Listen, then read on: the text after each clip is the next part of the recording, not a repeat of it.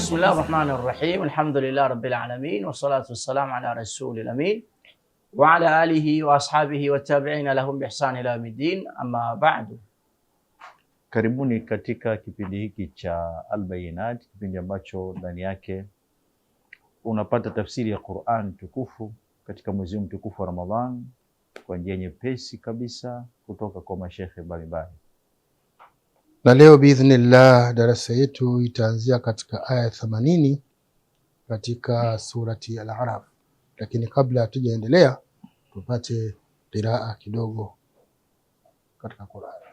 ولوطا إذ قال لقومه أتأتون الفاحشة ما سبقكم بها من أحد من العالمين إنكم لتأتون الرجال شهوة من دون النساء بل أنتم قوم مسرفون.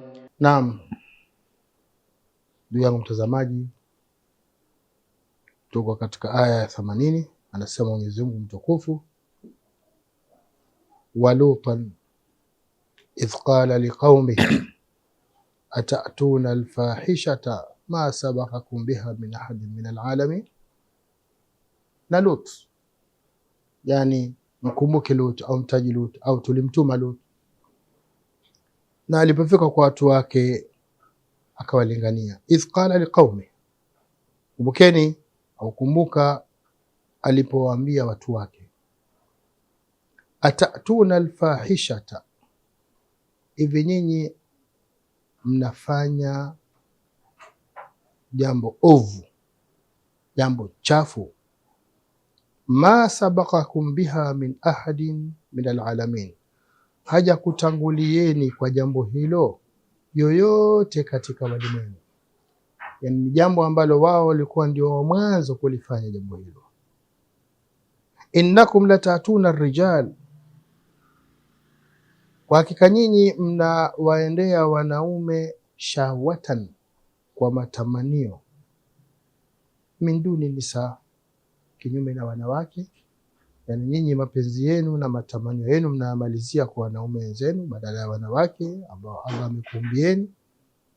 Bal antum qaumun musrifun, bali nyinyi ni watu mrukao mipaka, yani mmeruka mipaka ya halali na haramu, mmeenda katika mambo machafu.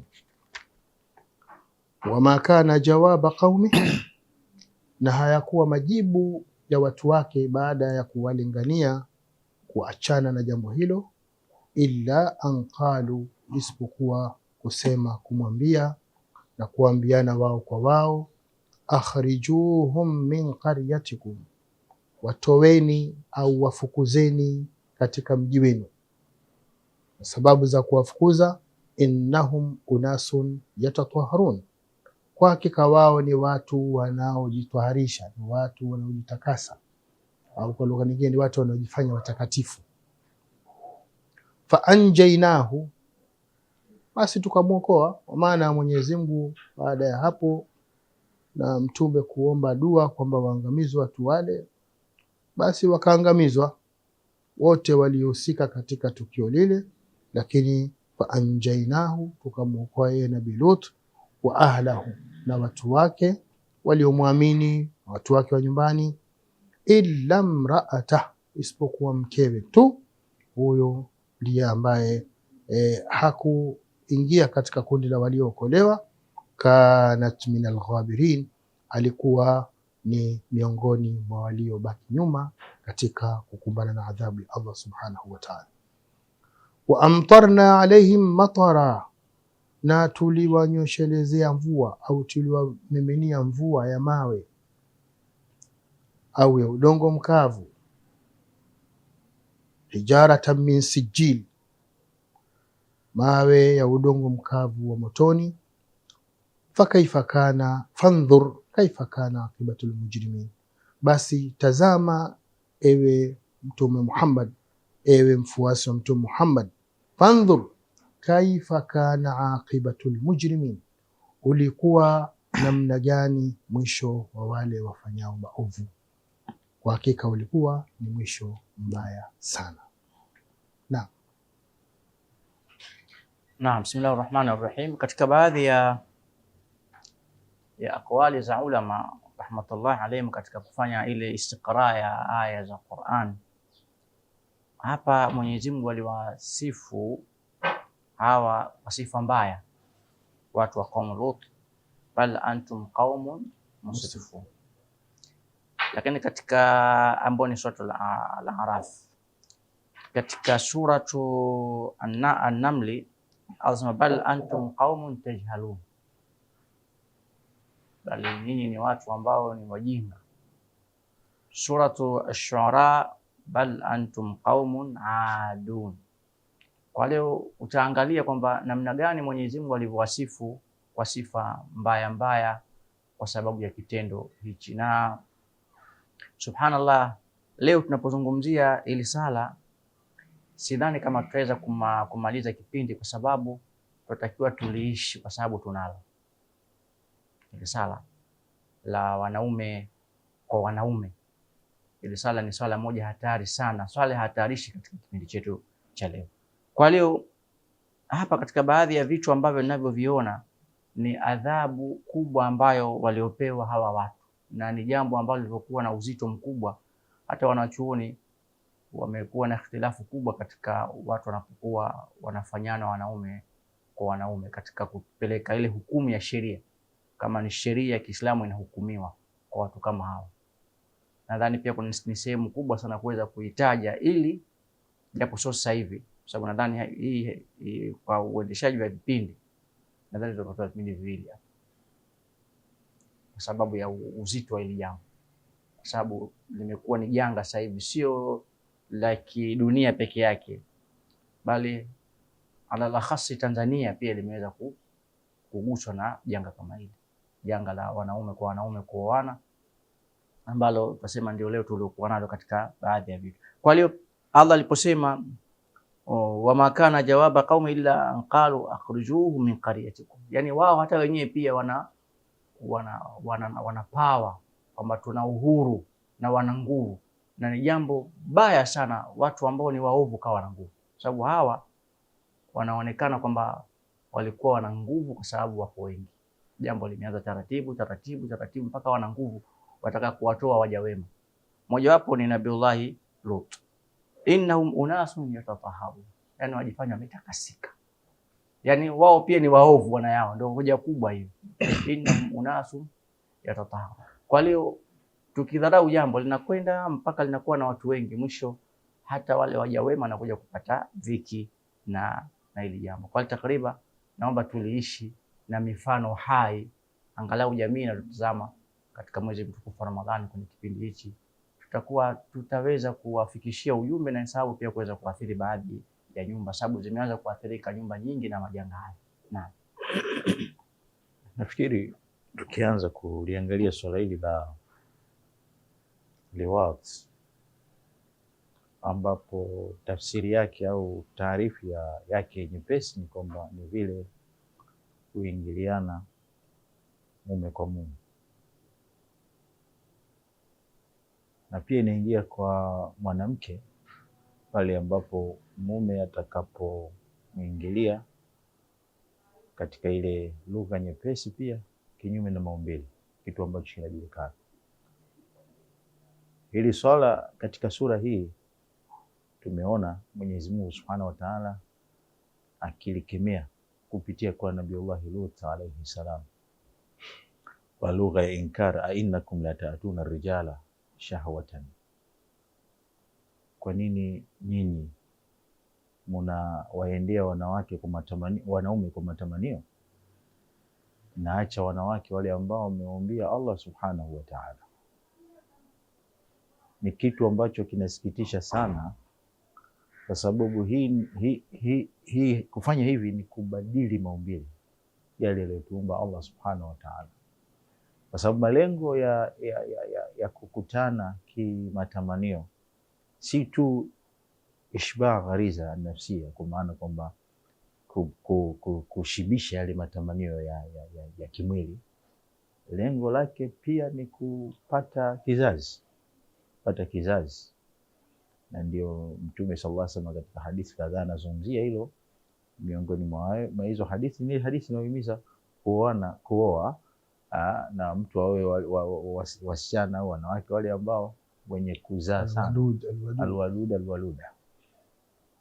Sasa ikiwa watu wanakwenda kinyume na kufanya hivi, kwanza wanazuia hii hali ya kupata kizazi, lakini kuna jambo ambalo ni muhimu zaidi kwa sababu imezungumzwa madhara ya vitendo.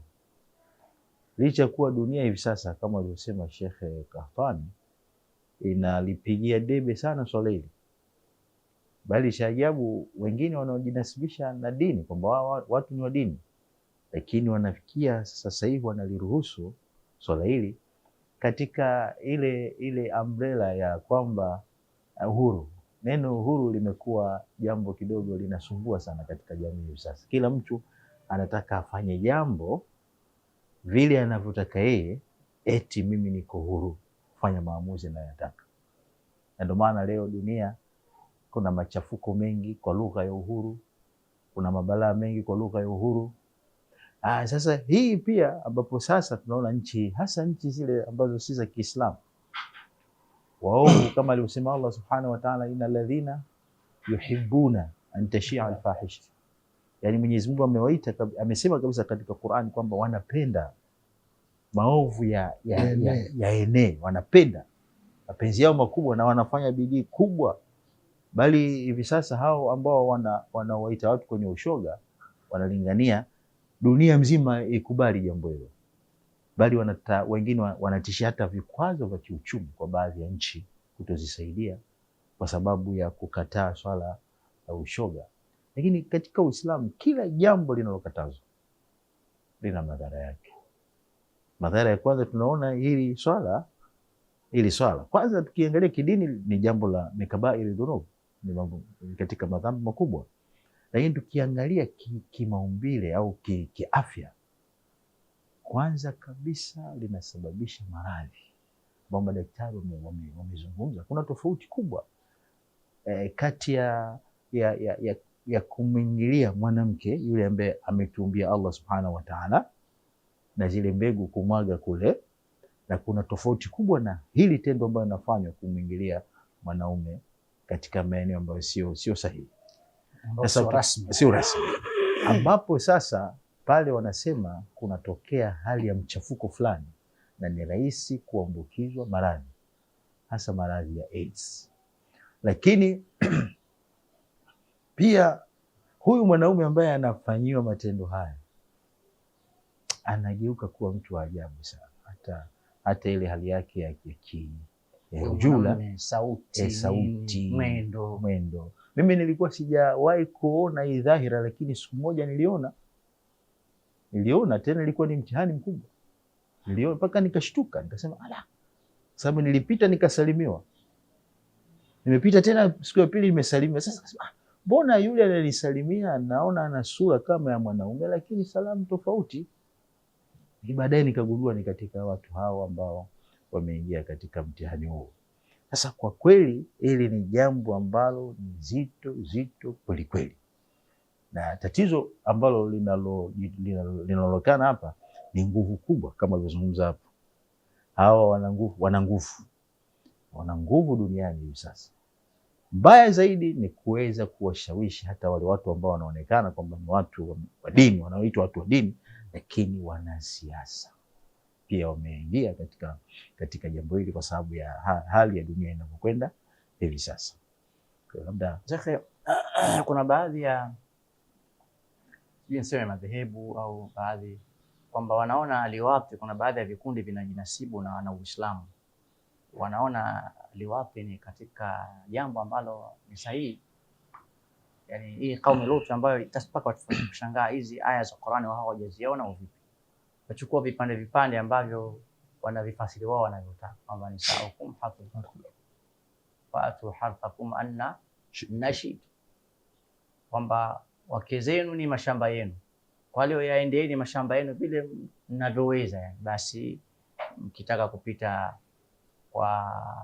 kwa usoni, mtakupita kwa nyuma, yote hiyo sawa tu. Allah akamwambia annashitum kaifa shitum, ndio.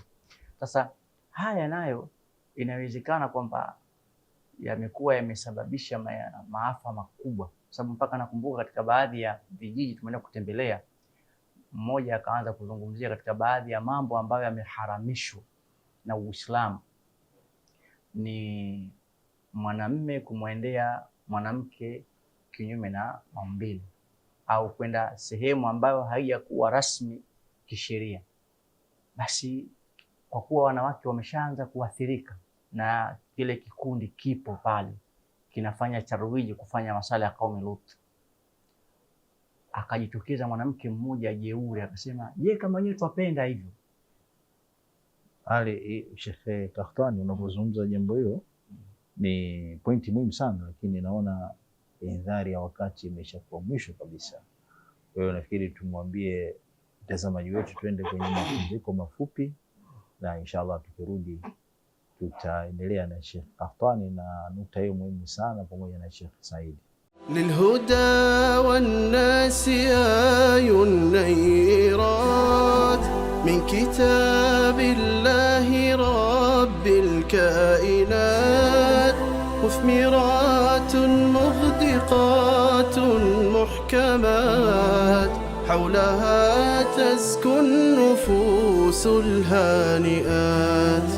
كم سمات روح ونارت من حياة بين أنهار البشائر والعظات، واستلذ القلب فهما وثبات.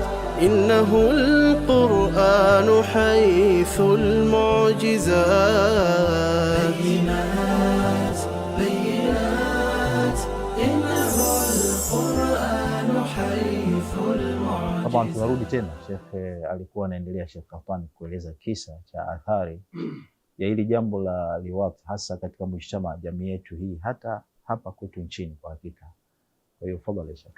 Je, kwa leo mimi naomba tuizungumze hii katika maeneo mawili, eneo la mwanamume na mwanamume, lakini vile vile mwanamume kumwendea mwanamke, sababu haya ni maeneo kwamba tunapozungumza ni sura tofauti, pamoja kwamba kote ni kupita katika njia ambayo sio njia sahihi.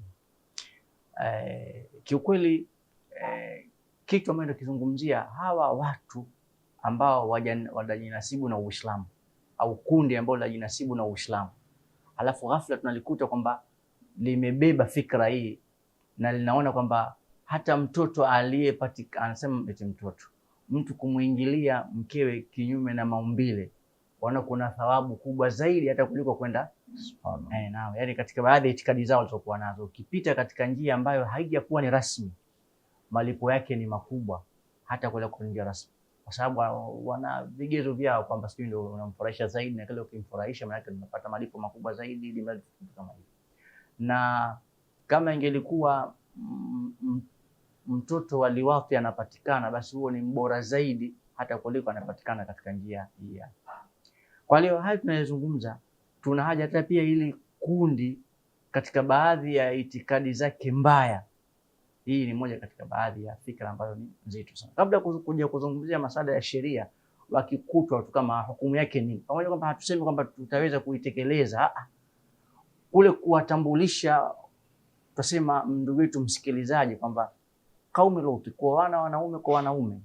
Kwanza katika jambo la ajabu, wanaume wenyewe ni wachache alafu baada ya hapo wanawake ndio wengi, na hao wachache wenyewe wanaume wenyewe wao mke mmoja mmoja kama ndio hivyo.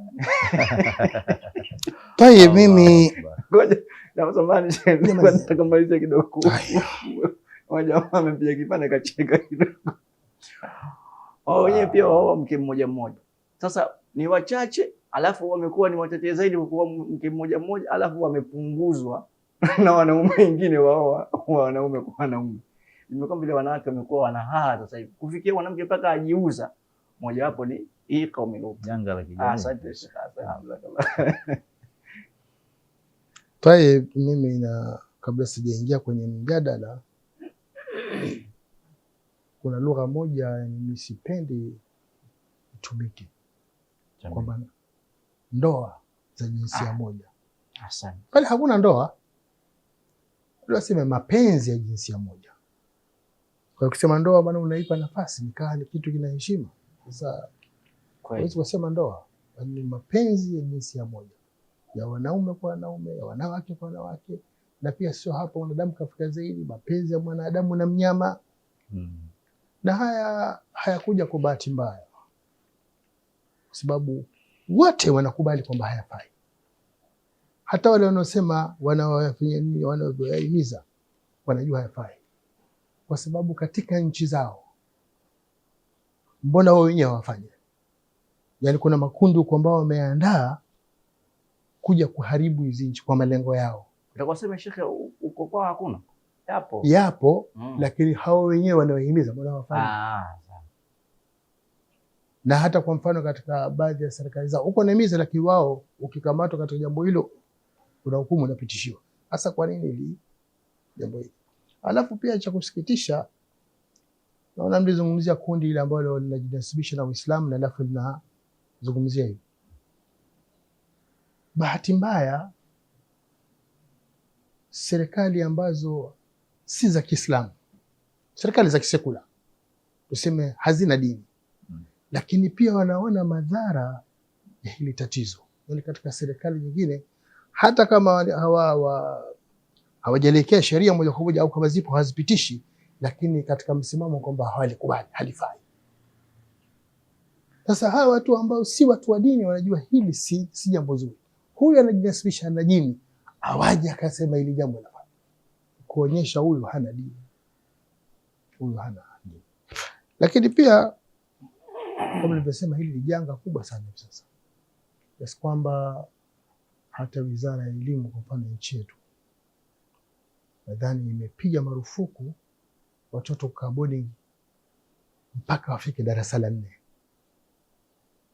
Hivi sasa haruhusiwi mtoto kukaa boarding mpaka darasa la 4, kwa sababu hofu ya watoto ni kubwa sana, waanza kuharibiana wao kwa wao.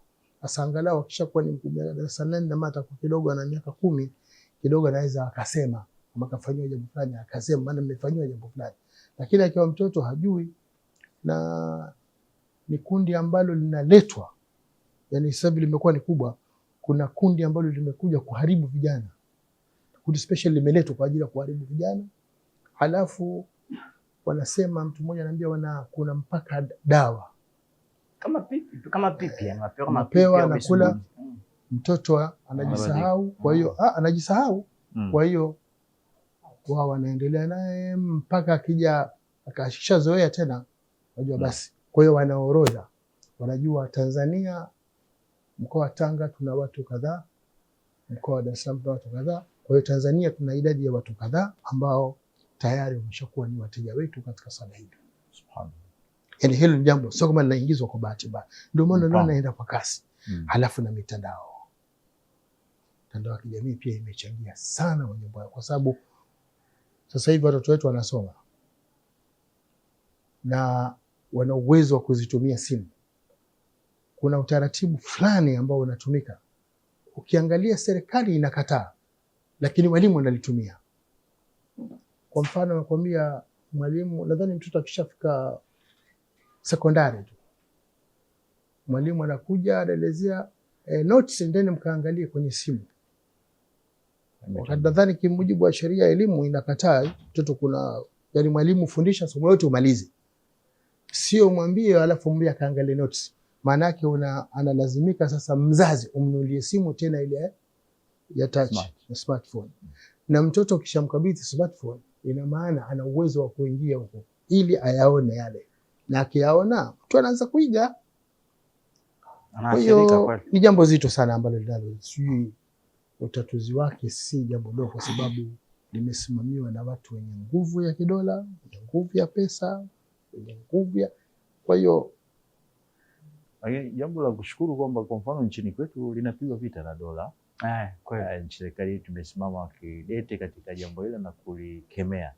Kitu ambacho labda kinaweza ikawa ni tatizo ni kuunganisha nguvu, ambapo mara nyingi sana huwa ni tatizo kuunganisha nguvu za wale ambao wanaliona jambo hili halifai.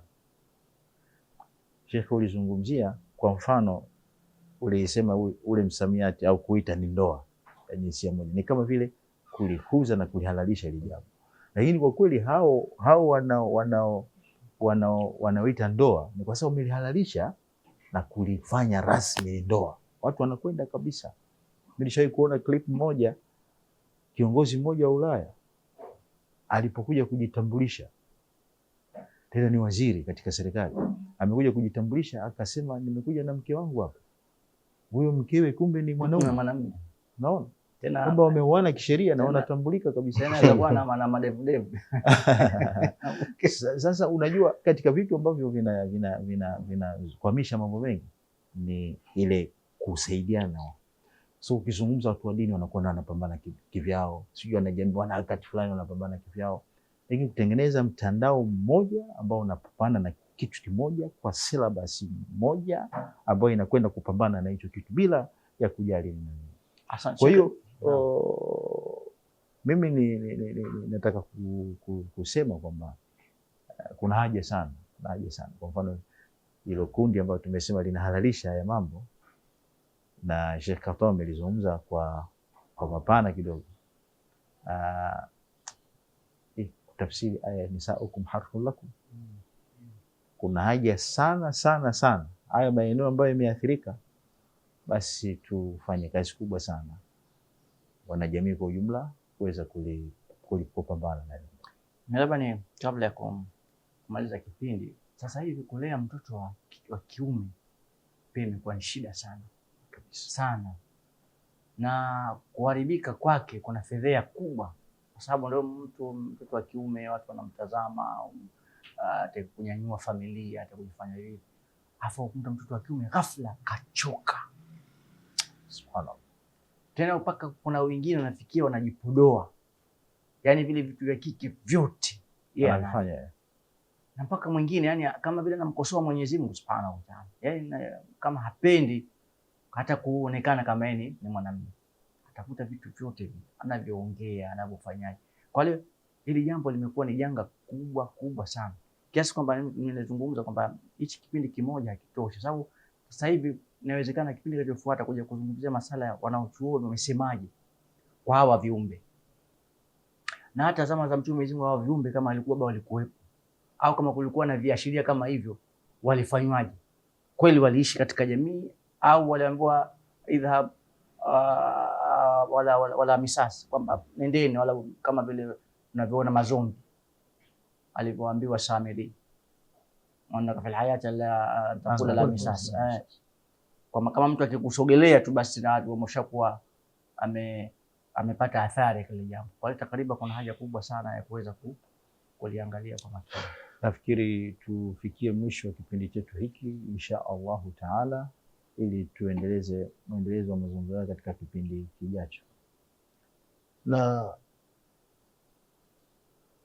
tuna furaha kubwa kuwapongeza wale wote watazamaji wetu, wasikilizaji wetu kwa kupoteza muda wao ili kufaidika na kipindi hiki, lakini pia kuwapa shukurani za dhati wale wasimamizi na waandaaji wa kipindi hiki, ikiwemo wapiga kamera, wafadhili, wahisani ambao wameweza kufanikisha jambo hili. Mwenyezi Mungu awalipe kila la kheri.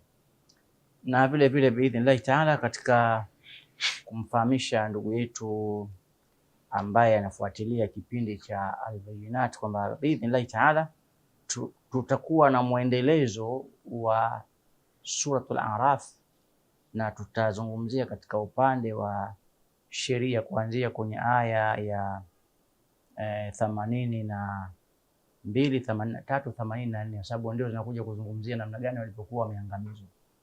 Tutakuwa ni sehemu ya kuweza kuzitaja hizo aya kwa sababu bado zina mafungamano na tukio letu la Qaum Lut. Kwa leo usikose kipindi hichi, wa jazakallahu khair.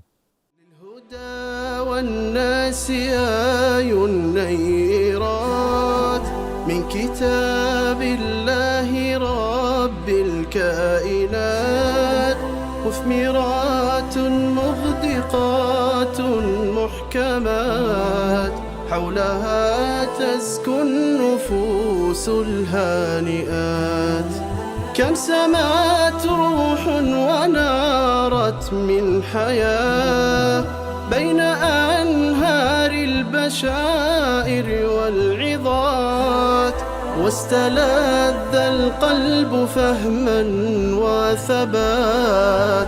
إنه القرآن حيث المعجزات.